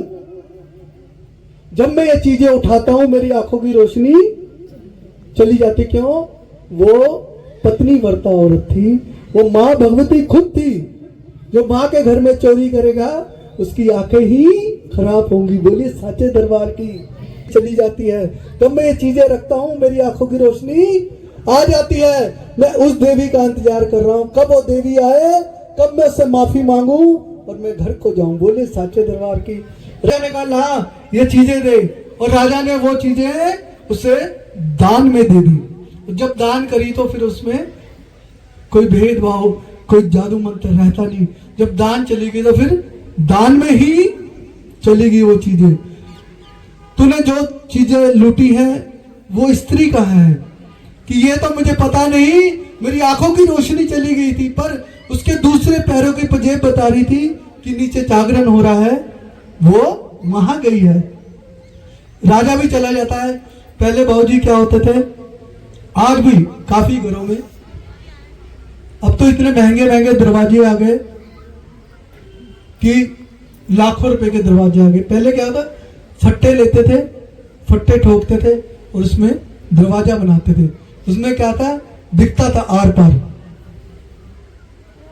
राजा देख रहा है कि अंदर रानी पूजा करा रही है। पूजा करा के तुमने बाटे का प्रसाद मंगाया के प्यार की। जैसे ही रानी जाने लगी, रुक्मन ने उसकी झोली में प्रसाद डाल दिया कि बहन, अगर तू इस प्रसाद को खाएगी नहीं तो मेरा प्रसाद घर का कोई खाएगा नहीं, सब भूखे चले जाएंगे। रानी ने वो प्रसाद खा लिया और राजा ने वो चीज देख ली कि आज रानी ने मेरा धर्म खराब कर दिया। बोले साचे दरबार की थोड़ी व्यवस्था बना दीजिए, 2 मिनट प्यार की। रानी ने मेरा धर्म खराब कर दिया, आज मैं इस रानी को नहीं छोड़ूंगा, मैं यही मार दूंगा। जैसे ही रानी आती है, राजा तलवार लेके खड़ा रहता है। रानी दिखा तेरी झोली में क्या है। रानी कहती है, गोद मेरी ना देख, मेरी झोली मत देख। रानी झोली दिखा, तेरी झोली में क्या है। गोद मेरी ना देख राजा, गोद मेरी ना देख, गोद मेरी बीच ब्रह्मा विष्णु शंकर बस रहे। मेरे तीनों देवी देवता मेरी गोदी में है। ये गोदी छोटी मोटी नहीं, ये माँ की गोदी है, इसमें तीनों देवी देवता है। और राजा ने वो झपट मार लिया और सब प्रसाद गिर गया और सब दिया क्या था, सूखी रोटी, जो भी उसके घर में था। गरीब के घर में क्या हो सकता है, जो भी उसके घर में था उसने वो दिया था। पर माँ ने सब कुछ बदल दिया। सीरा सीरा केसर हो गया, तगड़ पना दे पाते, छोले सुपारियां हो गया, चौल चंबा वाले हार, उलट पुलट सब हो गया। वो बन गया मेवा, वो ड्राई फ्रूट का प्रसाद बन गया, मेवे का प्रसाद बन गया। तब से माँ को मेवे का प्रसाद चढ़ाया जाता है। बोले साचे दरबार की, माँ के प्यार की। ये प्रसाद माँ को मेवे का तब चढ़ाया जाता है। बोले साचे दरबार की।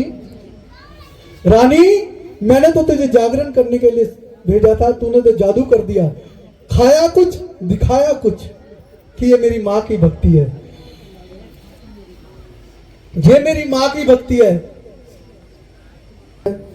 जो माँ अपने भक्तों की लाज बचाने खुद आ जाती है। माँ भगवती खुद पहुंचती है भक्तों की लाज बचाने के लिए। जिसकी लाज माँ भगवती बचाती है वो कभी जिंदगी में दुख मुसीबत कभी उसके सामने नहीं आती। माँ भगवती हमेशा उसकी बाजू पकड़ के रखती है। बोलिए साचे दरबार की, माँ के प्यार की, सच्ची सरकार की। कहते हैं ये मेरी माँ का पंथ है। रानी, मुझे अपनी माँ का पंथ दिखा। राजा, ध्यान से सुनना, ये बहुत कीमती बात है जो इस कथा में सुनाई हुई है। राजा, किसी का पंथ और किसी का अंत कभी नहीं देखना चाहिए, ना माँ भगवती दिखाए। पंथ क्या होता है, हम बोलते हैं अरे उनके यहाँ तो ऐसी पूजा होती है, उनके यहाँ तो, अरे जैसी भी पूजा होती है, कोई नारियल चढ़ाता है, कोई सूखी रोटी चढ़ाता है, कोई कई चढ़ाता है, मंजिल तो वही है ना। माँ तो चोर, भगवान तो चोर का भी है। चोरी करने से पहले बोलता आज मैं चोरी करने जा रहा हूं, मेरी लाज रखना, मुझे बचा लेना। और माँ साधु की भी है जो इतनी भक्ति करता है। माँ तो सबकी है ना। एक बात और बता देता हूं मैं आपको, माँ को राम भी उतना प्यारा है और रावण भी उतना प्यारा है, पर माँ रावण को ज्यादा प्यार करती है। क्यों? राम का तो पता है खा लेगा, पर रावण का पता नहीं है कैसे खाएगा। रावण की फिक्र ज्यादा होती है, राम की फिक्र नहीं होती। राम जो घर का अच्छा बच्चा होगा ना, वो 2 घंटे लेट भी आएगा तो माँ पूछेगी नहीं उसे। अगर जो गलत संगत में होगा या शरारती होगा, माँ उसको टकटकी लगा के देखती है, अभी वो नहीं आया, कहीं किसी से झगड़ा तो नहीं कर लिया, कहीं गलत तो नहीं चला गया। माँ रावण की फिक्र ज्यादा करती है, राम की फिक्र करे ना करे। बोलिए साचे दरबार की, माँ के प्यार की, सच्ची सरकार की। किसी का पंथ और किसी का अंत ना देखे और ना देखना चाहिए।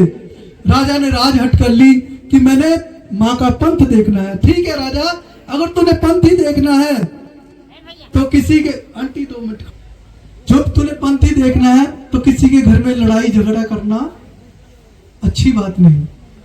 चलो महलों में, वहां मैं माँ का पंथ दिखाती हूँ। महलों में आ गए, माँ की जोत जगा दी। ऐसे कर राजा, जिस घोड़े की तू सवारी करता है उस घोड़े का शीश काट के ला, उस घोड़े का सिर काट के ला। राजा जाता है और उसे, भैया छोड़ दो मोबाइल, लास्ट कथा है, 10 मिनट भी नहीं लगेंगे। कहते हैं बोले साचे दरबार की, आंटी बातें मत सी ले लो पर बातें मत करो। जिसने कुर्सी में बैठना कुर्सी में बैठो, जिसने नीचे बैठना नीचे बैठो। ये कथा का लास्ट पंक्ति चल रही है और कथा इसके बाद संपूर्ण होने वाली है। यही कथा का निचोड़ है, अगर ध्यान से सुनोगे तो आपको समझ आएगी। बोले साचे दरबार की। राजा घोड़े का शीश काट के लेके आ, जिस घोड़े की तू सवारी करता है। राजा जाते हैं, घोड़ा खुश हो जाता है कि आज मेरा राजा मेरे पर सवारी करेगा। घोड़ा आता है, राजा उसका शीश काट लेते हैं और रानी के पास ले आते हैं। ले रानी, ये घोड़े का शीश है, मुझे पंथ दिखा। कि रानी पंथ दिखा। राजा घोड़े जैसे घोड़े और बतेरे, बेटा बोलना नहीं, घोड़े जैसे घोड़े और बतेरे, अभी भी जिद छोड़ दे। रानी जैसे मैंने घोड़े का शीश काटा है वैसे मैं तेरा भी शीश काट दूंगा, तो मुझे पंथ दिखा। ठीक है, एक ही बेटा है तेरा रोहतास, जा तू उसका शीश काट के लेके आ। कैसा समय होगा। राजा जाते हैं, अपने बेटे को आवाज मारते हैं, बेटा रोहतास। बेटा दौड़ा दौड़ा आता है और तलवार से बेटे का शीश ले आते हैं। दोनों शीश ला के कहते हैं, ले रानी पंथ दिखा। राजा निक्का निक्का, देखो बातें की आवाज आई। बोले साचे दरबार की, मां के प्यार की, मां के प्यार की, सच्ची सरकार की, गंगा हरिद्वार की। छोटा छोटा करके इन्हू चीर ले, इसे छोटे छोटे टुकड़े कर ले। किसके? अपने बेटे के और घोड़े के। वो समय कैसा होगा, एक बाप एक पिता अपने बेटे का शीश काट रहा है, छोटे छोटे टुकड़े कर दिए और उसे पतीले में डाल दिया और जैसे आग लगाने लगे उस पर, राजा ने हाथ रोक लिया। क्या हो गया आपको? छोटे छोटे टुकड़े करके डाल दिए और जैसे ही रानी आग लगाने लगी, नीचे जलाने लगी, तो राजा ने हाथ पकड़ लिया कि आज कोई दिया सलाई नहीं जलेगी, कोई माचिस नहीं जलेगी, ये अपने आप तैयार होना चाहिए। फिर किसे याद किया होगा रानी ने? जागो ज्वालामयी जालफा, एक अगम वाली जोत जगाओ। लटपट करके जागी है, वो प्रसाद हो गया बनके। एक जोत आई ज्वाला मैया से और वो पतीले के अगल बगल में घूम गई और दोनों शीश बनके तैयार हो गए। राजा इसे निकाल। जैसे उसे निकाला, राजा के हाथ जल गए कि रानी ये तो करिश्मा हो गया, ना तूने आग जलाई ना कुछ किया, बना कैसे? ये मेरी माँ की करिश्मा है। अच्छा, क्या कुछ कर सकती है तुम्हारी माँ?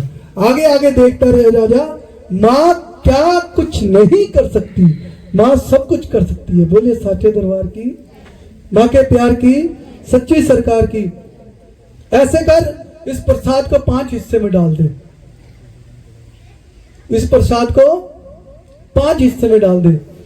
राजा ने वो प्रसाद 5 हिस्से में डाल दे। वो हिस्से कौन कौन से थे? पहला हिस्सा माँ का, दूसरा हिस्सा घोड़े का, तीसरा हिस्सा बेटे का, चौथा हिस्सा रानी का और 5वां हिस्सा राजा का। वो 5 हिस्सों में प्रसाद डाल दिएगा। पहले हिस्से का भोग मां को लगाया गया और दूसरा हिस्सा रानी ने राजा को दे दिया। ले राजा, ये तेरे हिस्से का प्रसाद है, अब इसे, हाँ, अब इसे खा।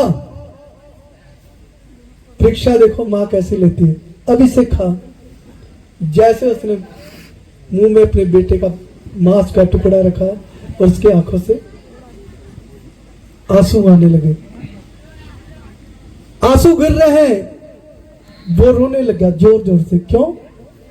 अपने बेटे का मांस एक पिता कैसे खा सकता है? तेरे नैना, रानी बोल रही है, तेरे नैना क्यों भर आए राजा जी, तेरे नैना क्यों भर आए।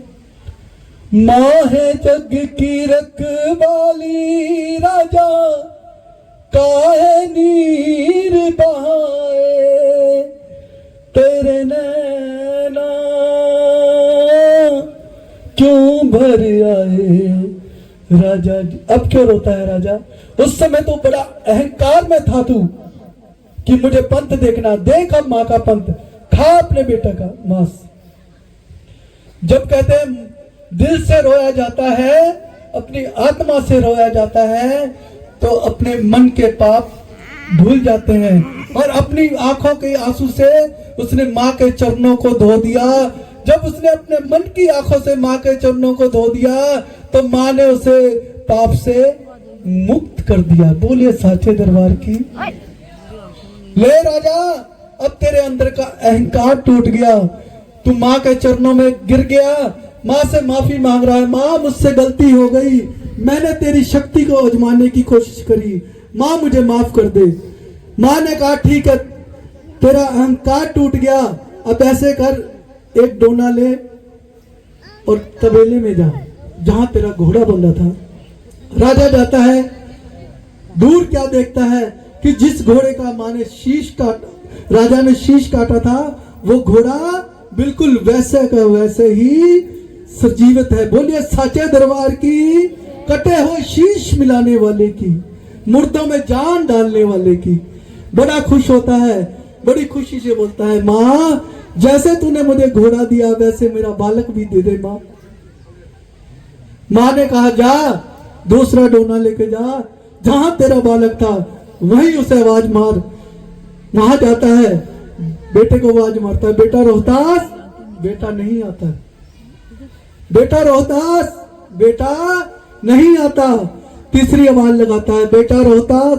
बेटा भागा भागा आता है। पिताजी ये क्या किया तुमने कि बेटा मुझसे गलती हो गई, मैंने तेरा शीश काट दिया। गलती आपसे तब नहीं हुई थी पिताजी, गलती तो आपसे अब हुई है। जब आप मेरा शीश काट रहे थे, मुझे एक छोटी सी कन्या आई, अपनी गोद में ले गई। वो माँ के दरबार में मैं तो माँ की सेवा कर रहा था, छोटे छोटे गड़बियों से मैं पानी भर रहा था, माँ के चरण धो रहा था, माँ के फूलों से फूल चढ़ा रहा था, माँ के कंजकों के साथ खेल रहा था। आज तुमने बड़ा पाप कर दिया पिताजी, मुझे बुला लिया। बेटा तेरा भवन परस के आया, लाल तेरा भवन परस के आया। आसपास की देखी दुसाली, उसने अपनी सूरत संभाली। चारों आ जाते हैं माँ के दरबार में और बोलते हैं, राजा जो तूने पूरी जिंदगी ऐसे ही गवा दी। वो तेरा छोटा सा बालक आज माँ के चरणों में घूम के भी आ गया, माँ के दर्शन करके भी आ गया। बोले साचो दरबार की, माँ के प्यार की, सच्ची सरकार की। कहते हैं माँ ने वरदान दिया कि हे रुकमन, हे तारा, नाम के साथ तुम्हारा नाम नहीं आएगा तो मैं जागरण संपूर्ण नहीं करूंगी। तब से जागरण में तारा रानी और मां तो रुकमन की दोनों की कहानी सुनाई जाती है। नहीं तो क्या है, कीर्तन है, चौकी है, जागरण नहीं है। वो जागरण क्या है, तारा रानी की अमर कथा। बोलिए साचे दरबार की। रानी मांग ले, क्या मांगती है? राजा जो बहुत खुश है तू, राजा रानी क्या मांगती है? तूने मेरा इतना काम किया है, माँ ने मेरा बालक दिया है, मुझे फिर से नई जिंदगी दी है, बता क्या मांगती है?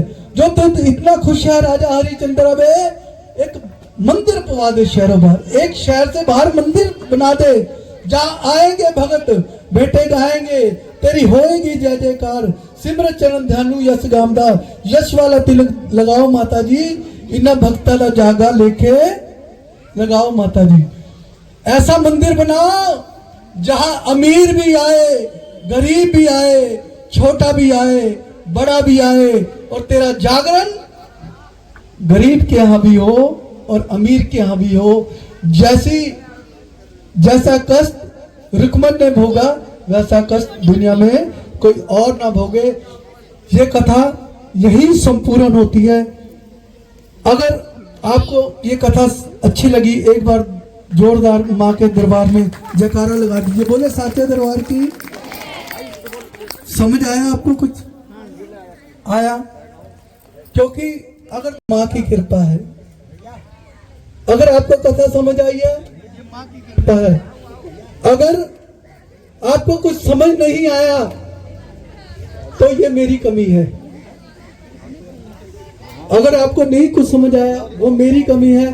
जो आपको समझ आया है वो माँ का आशीर्वाद है। बोलिए साचे दरबार की, माँ के प्यार की। सबको आनंद आया? समझ आई कथा? देखो एक बार माँ के लिए जोरदार ताली मार दो, क्योंकि माँ ने बहुत, आज आप ऐसे मत सोचना कि आप आम आदमी हो, आज आप वीआईपी हो, आज आप